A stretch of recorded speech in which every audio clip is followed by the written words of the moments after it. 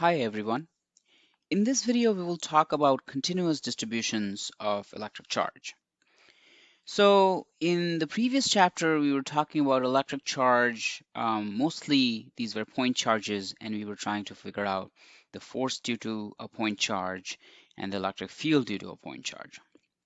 So in this particular section, we'll try to generalize that, and instead of considering one point charge or a discrete collection of point charges, like two charges separated by distance.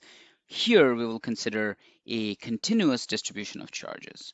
So first I would like to give you a few examples of continuous charge distributions. The first example is a line charge. So for example, let's say we have a straight line wire which is of length, let's say the length of this wire is L, and the net charge on this wire is Q. Okay. Now it's possible that this net charge is distributed in different ways, but the simplest possible case is where this net charge Q is distributed over the entire wire uniformly. So in that case, we can define Q over L as the charge per unit length of the wire. And generally, we will call this quantity Q over L lambda. Now, in the case that the charge is uniformly distributed over the wire, this lambda is a constant, right? So lambda constant means uniform charge distribution. Okay, but in general, if I just give you some object, some wire that is made out of whatever material, then we do not expect that the charge distribution will be uniform. And in that case, we can still talk about a lambda, which is going to be the rate of change of charge along the length of the wire.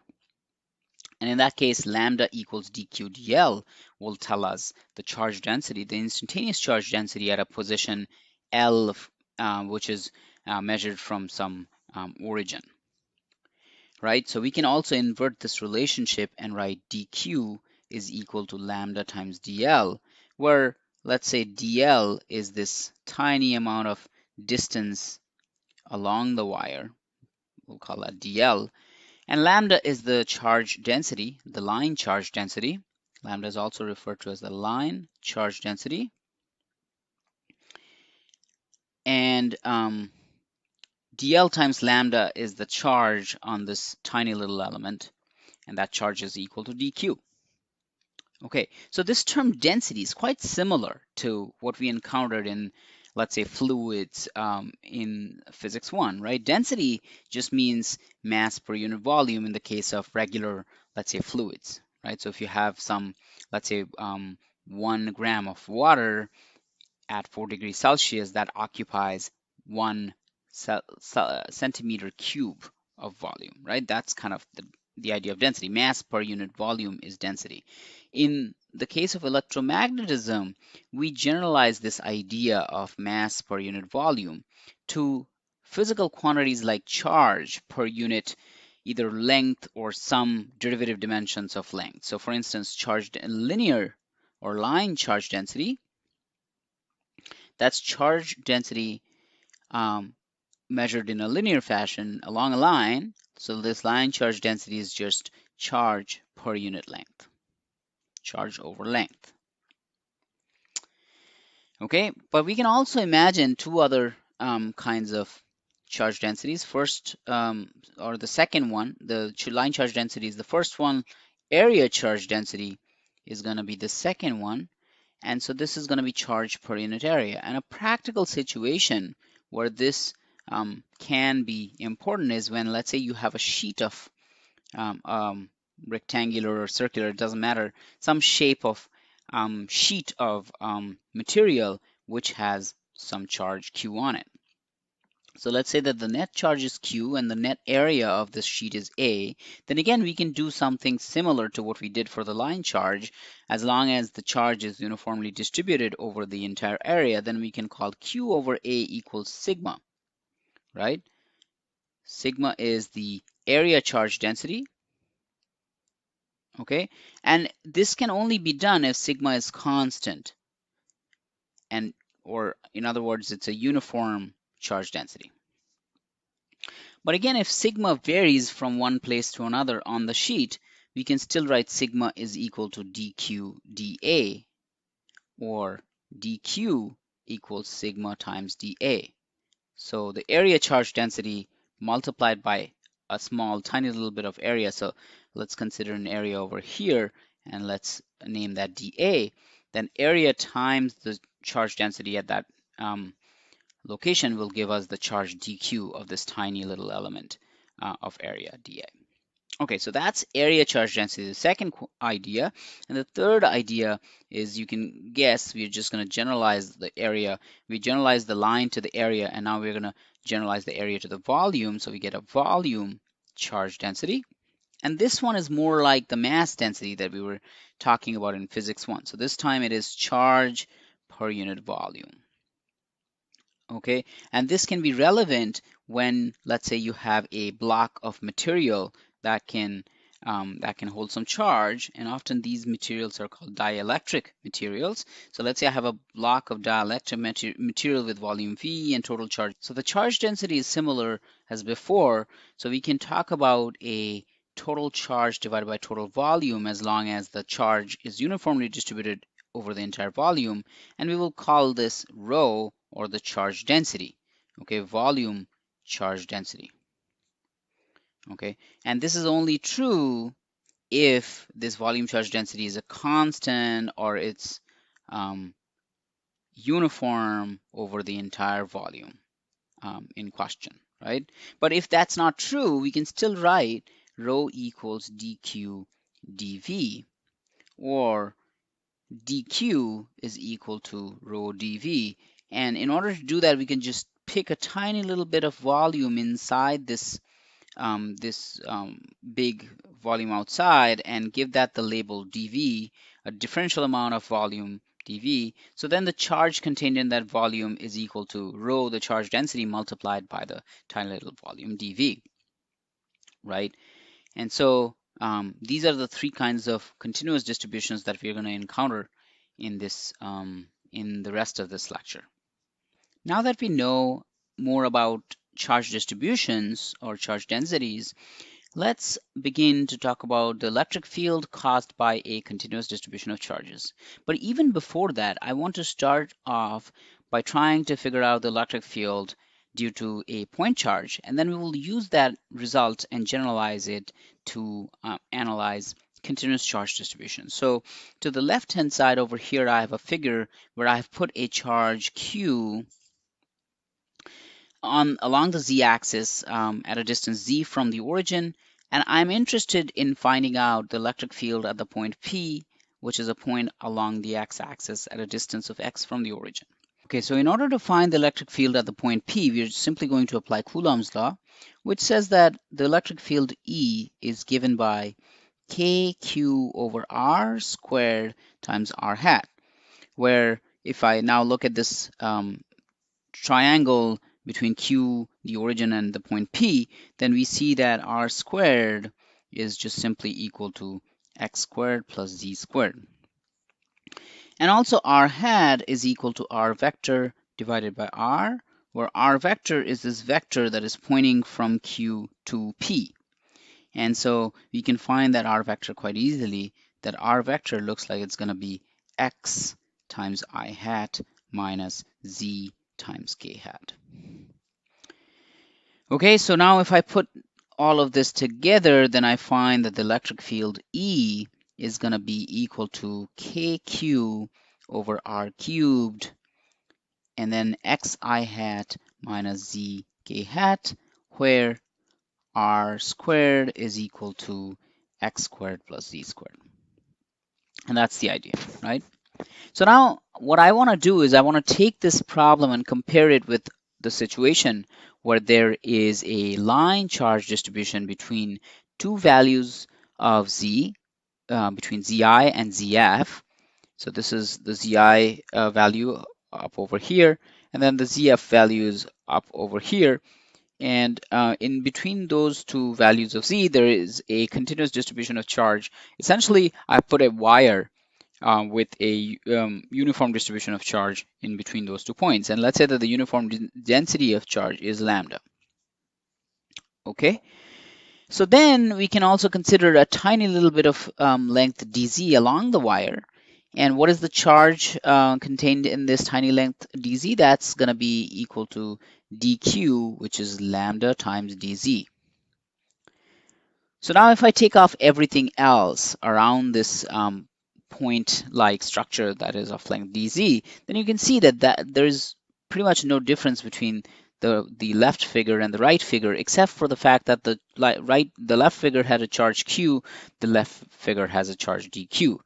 So everything that we did over here will carry over, and we will find that dE, the electric field due to that tiny little charge dq located at position z, will be equal to k dq over r cubed xi hat minus zk hat.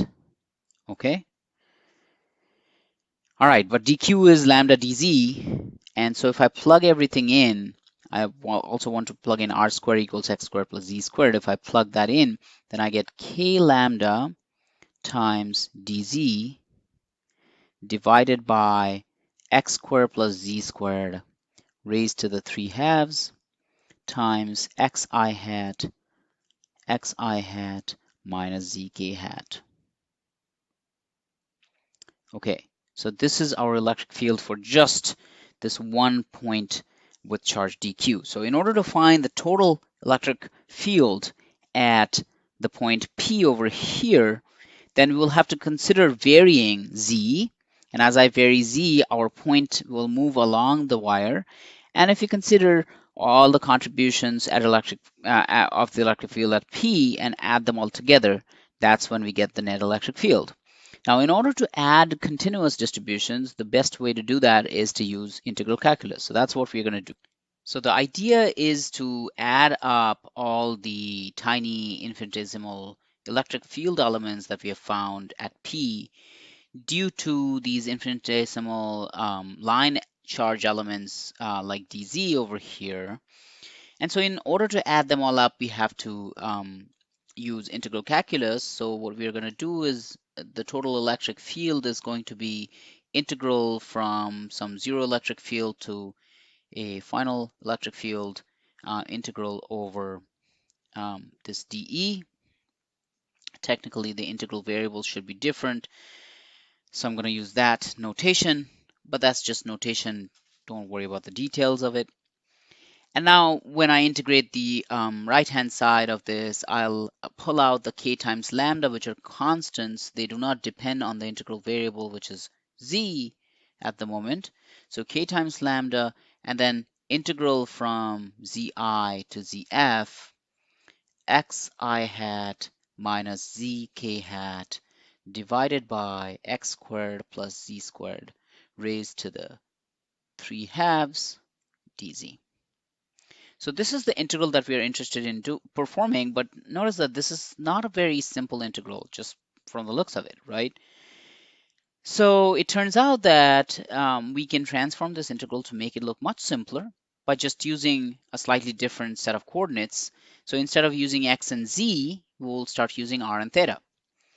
So in order to convert the z integral into a theta integral, we will use some relationships, and let's for now just look at this triangle from the infinitesimal element dz to p to o, this right triangle.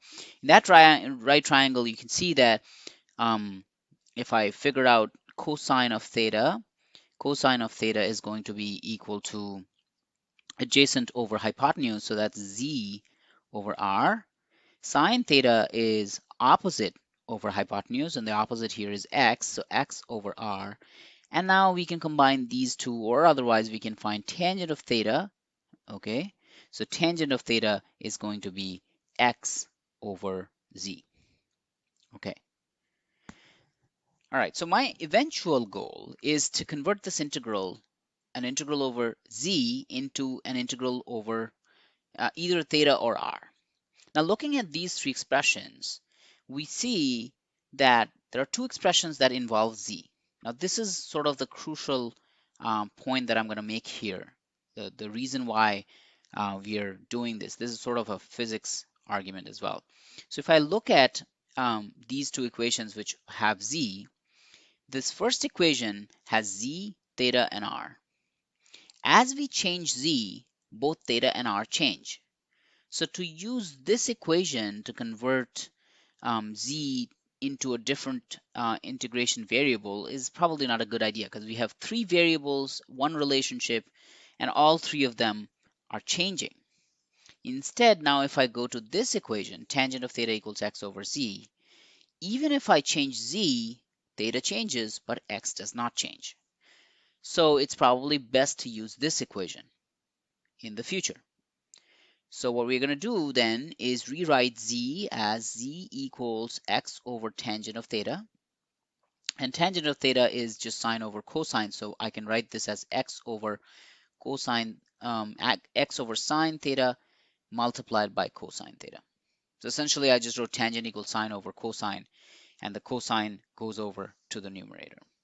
Okay, so now if I take a derivative of this equation, that looks dz is equal to x, and I'm going to use the quotient rule, so I get sine square theta in the denominator, and then I will get sine theta derivative of cosine theta, which is negative sine theta, okay, minus cosine theta derivative of sine theta, which is also cosine theta, okay, right?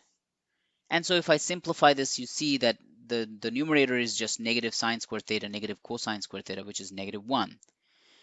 Of course, there's also a d theta over here. And so putting all this together with the negative sine square theta, negative cosine square theta being negative 1, you get negative x d theta over sine theta, sine square theta. Okay, perfect. All right, so we now know dz is negative x d theta over sine square theta. And we also know that x itself is equal to r sine theta. From this equation, x equals r sine theta, okay? And because x equals r sine theta, we can also invert this and talk about r, which is r equals x over sine theta. Remember, x is a constant, so I want to try to, as much as possible, write everything in terms of x, because x is a constant. So if I write things in terms of a constant, I can probably pull those things out of the integral sign.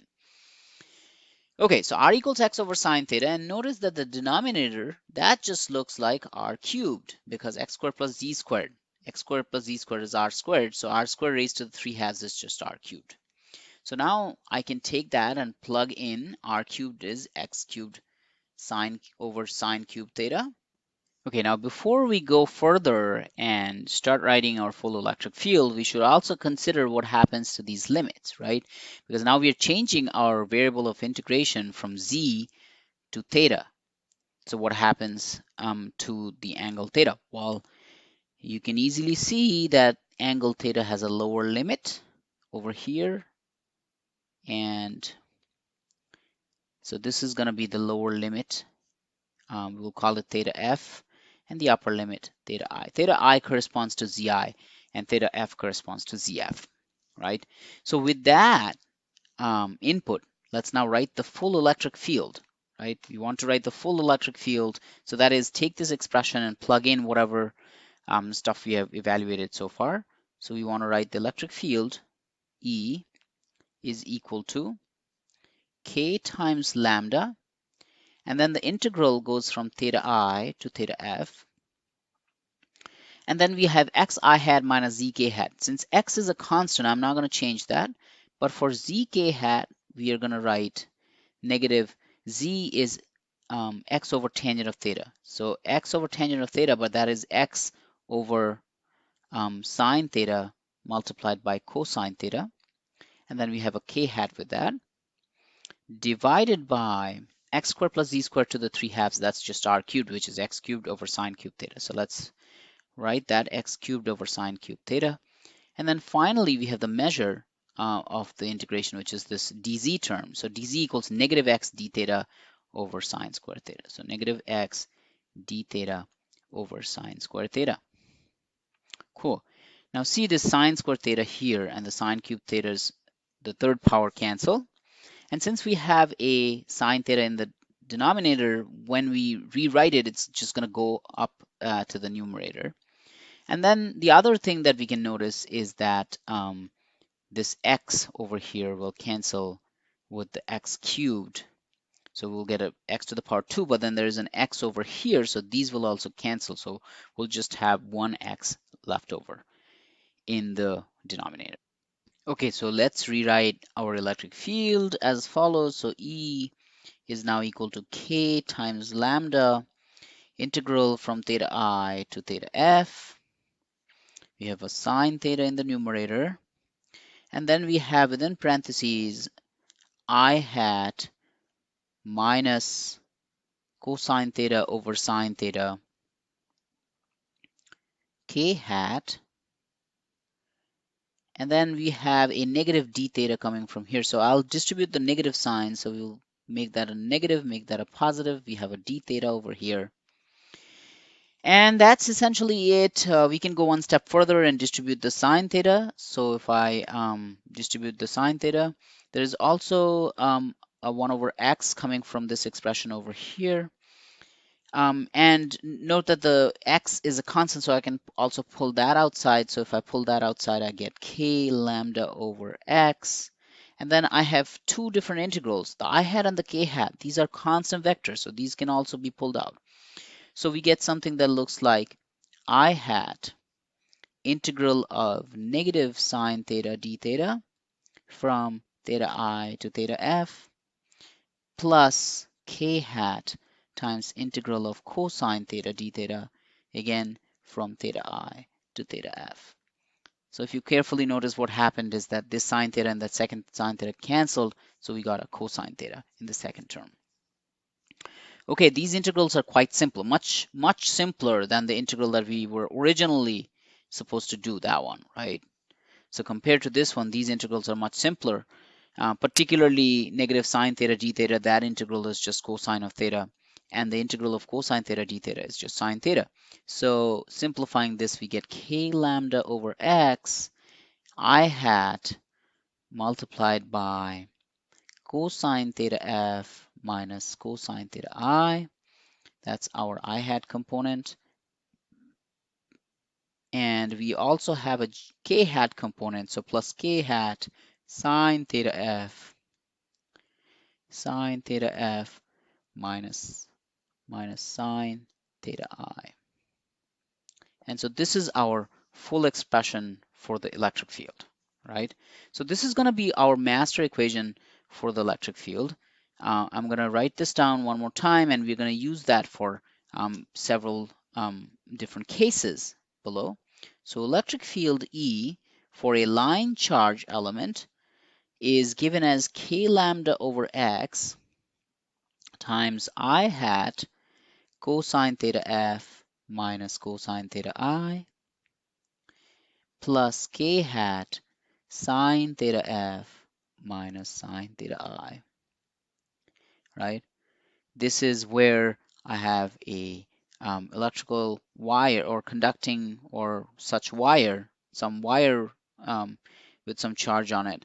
And then that wire starts from theta I and goes to theta f as such, where this point over here is the origin, this point over here is P, where we are measuring the electric field, right? E is at that point, P.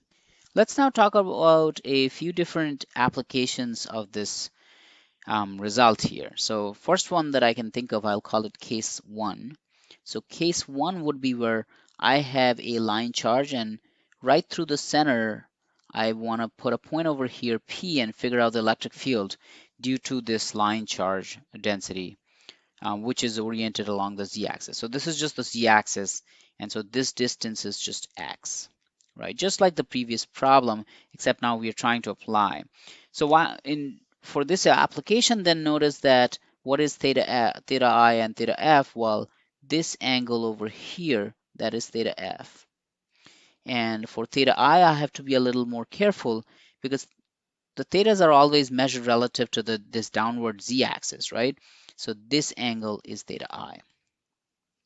Now, just because I've put P halfway between the two ends of the wire, then theta F and theta I are clearly related, because if these two sides of those two triangles are equal, then that tells us that theta F and this part have to be, this angle have to be equal to each other.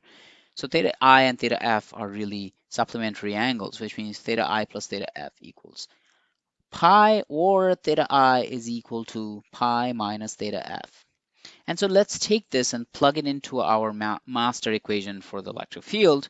And so if I want to do that, then notice that cosine of theta I is equal to cosine of pi minus theta F, and that's equal to negative cosine of theta F. Sine of theta I is equal to sine of pi minus theta F, and that's just equal to sine of theta F. So if I plug these in, you clearly see that sine of theta F and the sine of theta F over here, the k component vanishes because they cancel. On the other hand, the x component add to each other, so the electric field that I would get is E equals k lambda over x times 2 cosine theta F I hat. Okay, so that's the result for the electric field in between, at an in-between point somewhere along the x-axis, where such that I have arranged for the rod to, or the charged wire to have equal sort of ends along the z-axis. Okay, and at this point one can also easily find what cosine of theta f is, because cosine of theta f can be found in terms of zf, etc., using this triangle. So I'm not going to work any further out over here. One thing that you should probably remember is that k often in some situations is written as 1 over 4 pi epsilon naught. So if we plug that in over here, we get the same result, which looks slightly different. It looks like, because the 4 and the 2 over here will cancel, then we will get lambda times cosine of theta f divided by 2 pi epsilon naught x I hat. Okay, so that's the result for case 1. What I want to do with case 2 is very similar.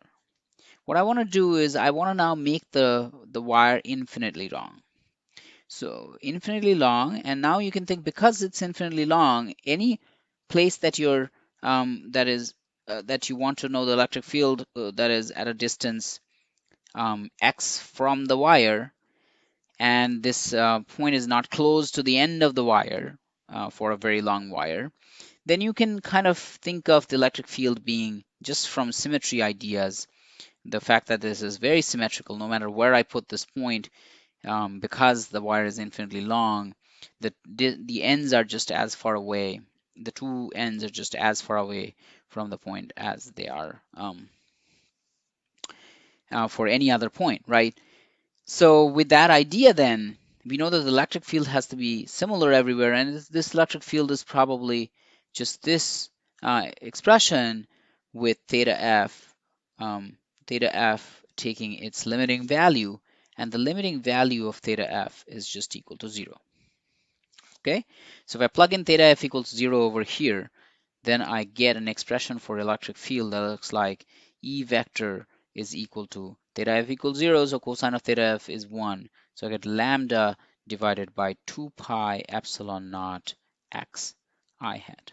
So the electric field, you see that as we go further and further out, goes down as 1 over x. It does not go down as 1 over x squared anymore. It goes down as 1 over x, because this is a line charge, it's not just a point charge. Okay, so that's the distinction.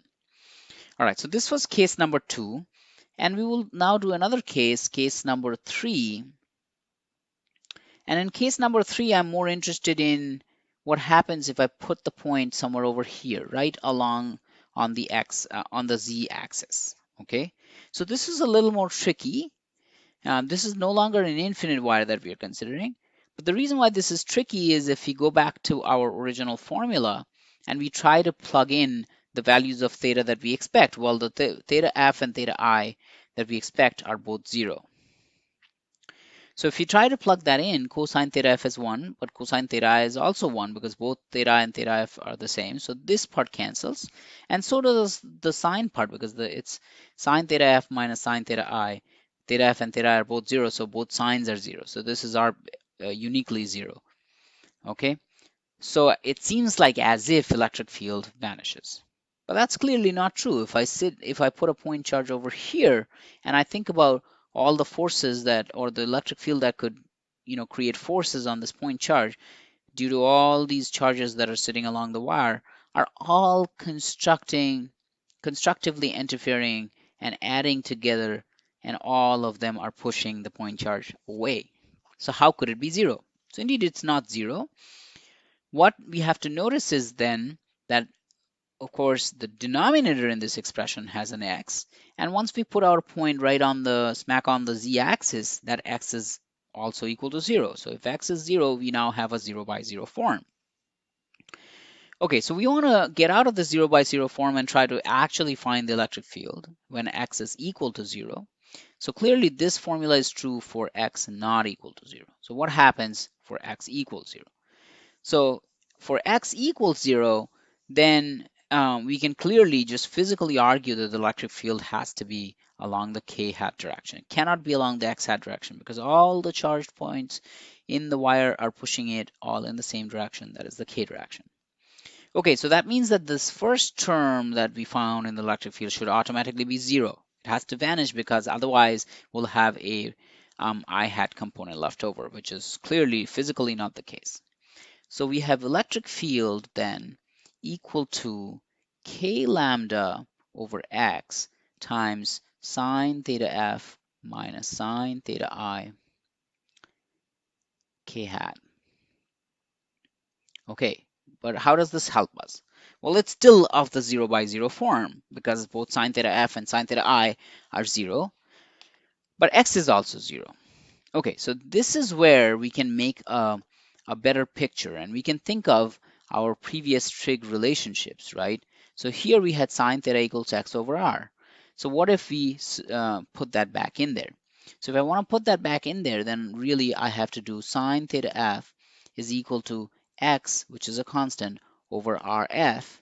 And in this particular case, rf is just the same as the distance from either of these points. So if we call this one f, this one I, then that is rf, right? This distance is rf, and this distance would be called ri.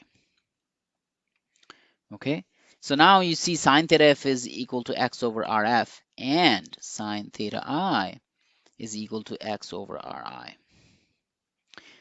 Okay, and one can also in this particular case refer to rf and ri as zf and zi, right? So the fact that this can also be ZF or this can be ZI, right? That's also the idea. Okay, so if we now replace this sine theta f and sine theta I in this expression, you see that the x's, we can then factor them out. So let's write it. So E equals k lambda over x times sine theta f is x over rf minus x over ri k hat. And of course, this x and those x's cancel. And we are now left with something that is not of 0 by 0 form. So our electric field then turns out to be equal to k times lambda times 1 over rf minus 1 over ri x k hat. So clearly if rf is smaller, then this is going to be a positive quantity. If ri is smaller, then that's going to be a negative quantity. And that's what's going on over here, right? So rf here with the point P is actually larger. So 1 over rf is smaller than 1 over ri. So this is going to be a negative quantity, which means that as we expected, the electric field is going to point in the negative k direction, right?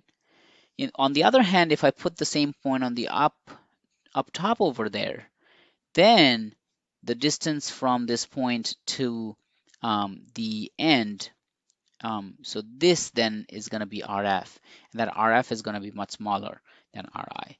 And if RF is smaller than RI, then we get the opposite effect, which is 1 over RF is larger, so this is going to be a positive quantity pointing along the K hat direction. So if you wanted to find the electric field right above the wire, then it's going to be pointing upward, and that's it. So this is the electric field for 3 different cases that we've worked out over here. In the next example, we're going to start working on other variations of continuous charge distributions. Specifically, we'll start talking about a loop and then a disk of charge.